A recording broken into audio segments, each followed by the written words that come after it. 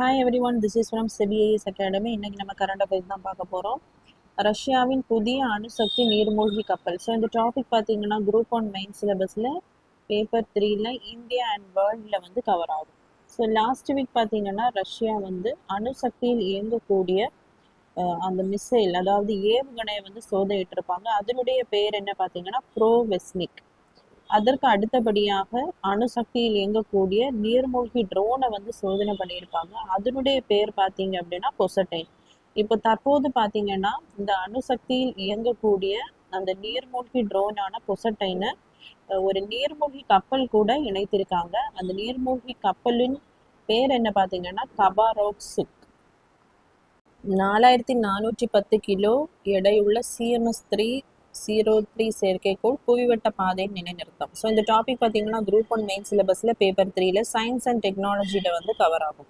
So கடலோர பாதுகாப்பு தொலைத்தொடர்பு சேவைகளுக்காக 4410 கிலோ எடை கொண்ட செயற்கைக்கோள், அதாவது CMS-03 அல்லது GSAT-7R அப்படின்னு சொல்லக்கூடிய அந்த செயற்கைக்கோளை வந்து விண்ணில் அனுப்பியிருக்காங்க.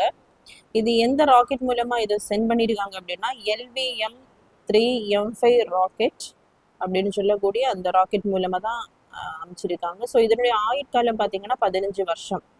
ஸோ நம்ம நாட்டிலேயே முதலாக அதிக எடை கொண்ட முதல் செயற்கைக்கோள் அப்படின்னா என்ன அப்படின்னா CMS-03 தான் இந்த செயற்கைக்கோள் தான். இதற்கு முன்னாடி இந்த தகவல் தொடர்புக்காக 48 செயற்கைக்கோளை வந்து அனுப்பியிருக்காங்க. ஸோ இந்த GSAT-7R அப்படிங்கிறது எந்த செயற்கைக்கோளின் தொடர்ச்சி அப்படின்னா 2013 GSAT-7 ருக்மணி அப்படிங்கிற செயற்கைக்கோளை வந்து கடலோர பாதுகாப்புக்காக அனுப்பியிருப்பாங்க. ஸோ அதனுடைய எடை வந்து 2650 கிலோ. அது வந்து யூரோப்பியன் யூனியன்ல இருக்கக்கூடிய ஏரியன் ராக்கெட் மூலமாக தான் அந்த செயற்கைக்கோளை வந்து விண்ணிற்கு அனுப்பியிருப்பாங்க.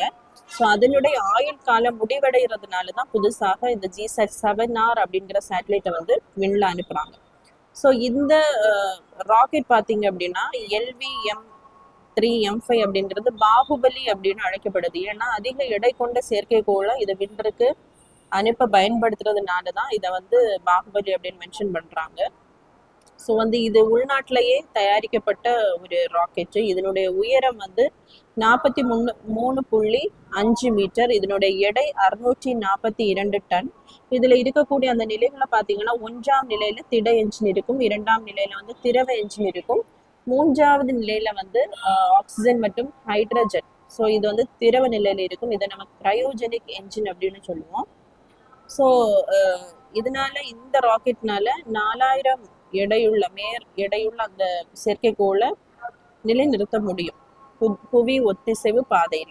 இதுல இருக்கக்கூடிய ஸ்பெஷாலிட்டி பார்த்தீங்க அப்படின்னா இதுல இருக்கக்கூடிய S-200 மோட்டார்கள், விகாஸ் இயந்திரம், கிரையோஜெனிக் இயந்திரம், இதனுடைய திறன்கள் எல்லாமே இதுல மேம்படுத்தப்பட்டிருக்கு. அது மட்டும் இல்லாம இதனுடைய உந்து விசையானது 14 வினாடிகள் வரை அதிகரிக்கப்பட்டுள்ளது. ஸோ இதுல இருக்கக்கூடிய அந்த மல்டி பேண்ட் அலைக்கற்றை நுட்பம்னு சொல்லும்போது UHF-CQL இது என்ன பண்ணும் அப்படின்னா நிகழ்நேர தரவுகளை வந்து ஆய்வு நிலையத்திற்கு வந்து வழங்கும்.